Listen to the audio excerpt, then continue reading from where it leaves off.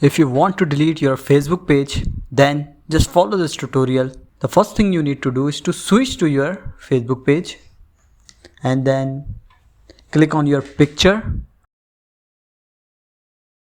and scroll down, click on settings and privacy, then click on settings, click on page settings and scroll down.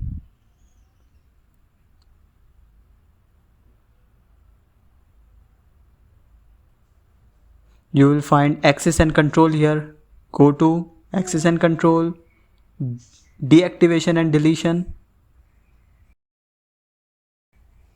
Select the delete page and then click on continue. That's all. After following this method, your Facebook page will be deleted. Thank you so much for watching the video. I hope you like it. Show your love in the like button.